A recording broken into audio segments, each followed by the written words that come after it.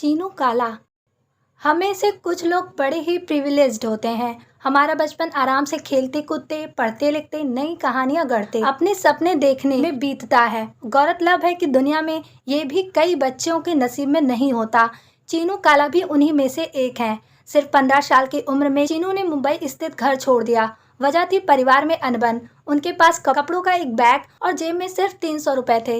बगैर किसी शैक्षणिक प्रमाण पत्र के चीनू दुनिया से भिड़ने को अकेले निकल पड़ी। चीनू काला के शब्दों में अगर आप पूछेंगे कि हिम्मत कहाँ से मिली, तो मेरे पास सच में इसका कोई जवाब नहीं है। मुझे बस पता था कि कुछ करना है। मेरे पास सिर्फ 2 जोड़ी कपड़े और 1 जोड़ी चप्पल थी। पहले 2 दिन तो मुझे समझ ही नहीं आ रहा था कि क्या हो रहा है। मुझे खुद को संभालने में 2-3 दिन लगे। इसके बाद मुझे रहने के लिए एक डॉर्मेट्री मिली। द बेटर इंडिया से बातचीत में चीनू ने बताया कि उस डॉर्मेट्री में सोने के लिए हर रात 20 रुपए लगते थे। लेकिन चीनू को कुछ करना था, कुछ बनना था और इसके लिए वो हर हद पार कर सकती थी। घर घर जाकर चाकू छुरी बेचने का काम किया। चीनू को सरवाइव करने के लिए एक नौकरी की जरूरत थी। देश में मौजूद नौकरी और बेरोजगारी की समस्या से तो सभी वाकिफ हैं। चीनू के लिए भी नौकरी ढूंढना आसान नहीं था। कई दिनों तक भटकने के बाद उन्हें एक सेल्स वुमेन की नौकरी मिली। चीनू का काम था घर घर जाकर चाकू छुरी कोस्टर आदि बेचना। एक पूरे दिन जी तोड़ मेहनत करने के बाद चीनू के हाथ 20 से 60 रुपए ही आते थे। चीनू के शब्दों में उस दौर में डोरबेल बजाकर लोगों से बातचीत मुमकिन था। मेरे मुंह पर लोगों ने जितने दरवाजे बंद किए, मैं उतनी ही मजबूत बनती गई। लगभग 1 साल के बाद चीनू को प्रमोशन मिला और वो 3 अन्य लड़कियों को ट्रेनिंग देने लगी। चीनू को सुपरवाइजर बना दिया गया था और उनकी पगार थोड़ी बढ़ा दी गई थी। यहीं से चीनू की सेल्स ट्रेनिंग की शुरुआत हुई और एक ऐसे भविष्य की भी जो उस समय एक सुंदर सपने जैसा ही रहा होगा। किसी एक शख्स की बदौलत आपकी पूरी दुनिया बदल जाती है। चीनू के लिए वो शख्स थे उनके पति अमित काला। चीनू ने 2004 में अमित से शादी की और उनका कहना है कि उनके पति ही उनके सबसे बड़े समर्थक हैं। शादी के बाद वे बेंगलुरु शिफ्ट हो गई। उनकी सफलता की कहानियों की ये बस शुरुआत थी।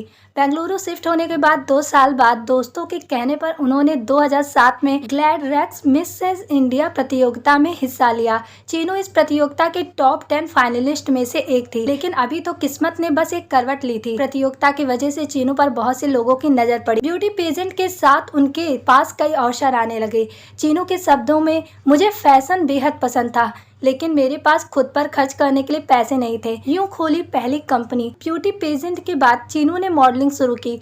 मॉडलिंग की वजह से उन्हें फैशन इंडस्ट्री का हिस्सा बनने का मौका मिला। रेडिफ के लेख के माने तो चीनू की मॉडलिंग ट्रेनिंग ने उन्हें अपनी कंपनी शुरू करने के लिए प्रेरित किया और उन्होंने फॉन्ट कॉर्पोरेट सॉल्यूशंस की शुरुआत की। ये एक मर्चेंडाइजिंग कंपनी थी। एयरटेल, सोनी, आज तक जैसे क्लाइंट्स के साथ चीनू ने काम किया। चीनू के शब्दों में, मेरे पास इन्वेस्ट करने के लिए पैसे नहीं थे, लेकिन मॉडलिंग इंडस्ट्री में आने के बाद मुझे एहसास हुआ कि कॉर्पोरेट मर्चेंडाइजिंग में कदम आगे बढ़ाए जा सकते हैं। मुझे सफलता भी मिल गई और मैंने कई नामी ब्रांड्स के साथ काम किया। रुबांस की शुरुआत। फॉन्ट कॉर्पोरेट सॉल्यूशन चलाते हुए चीनू ने बिजनेस चलाने का अनुभव किया।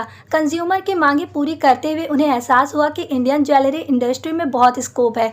ये इंडस्ट्री फैली तो हुई है, लेकिन यूनिक डिजाइन की भारी कमी है। 2014 में चीनू ने फॉन्ट को बंद कर रुबांस एक्सेसरीज खोलने का निर्णय किया। इस तरह उन्होंने फैशन को लेकर अपने लगाव और कॉर्पोरेट मर्चेंडाइजिंग एक्सपीरियंस को जोड़ा और कुछ ऐसा तैयार किया जिसकी कल्पना मात्र ही की जा सकती है। चीनू ने जितने भी छोटे मोटे काम करके जितने पैसे बचाए थे, सब रुबांस की शुरुआत में लगा दिए। रुबांस एथनिक और वेस्टर्न ज्वेलरी बनाता है जिसकी कीमत 229 से 10,000 तक हो सकती है। उन्होंने फिनिक्स मॉल बेंगलुरु के 70 वर्ग फीट कियोस्क में रुबांस का पहला स्टोर खोला। 2019 में सिर्फ 5 साल में रुबांस का टर्नओवर 7.5 करोड़ पहुंच गया। 6 महीने में मिली बड़े मॉल में एंट्री। फिनिक्स मॉल में चीनू की ज्वेलरी की कोई ब्रांडिंग नहीं थी, लेकिन कस्टमर का फुटफॉल देखकर उन्होंने बड़े मॉल में अपना स्टोर शिफ्ट करने का निर्णय लिया। बेंगलुरु के कोरमंगला स्थित फोरम मॉल में सबसे ज्यादा कस्टमर आते थे और चीनू को पता था कि वहाँ स्टोर स्पेस के कंफर्मेशन में 2-3 साल लग जाते हैं। चीनू को भी शुरुआत में मॉल मैनेजर ने मना कर दिया, लेकिन उन्होंने हार नहीं मानी।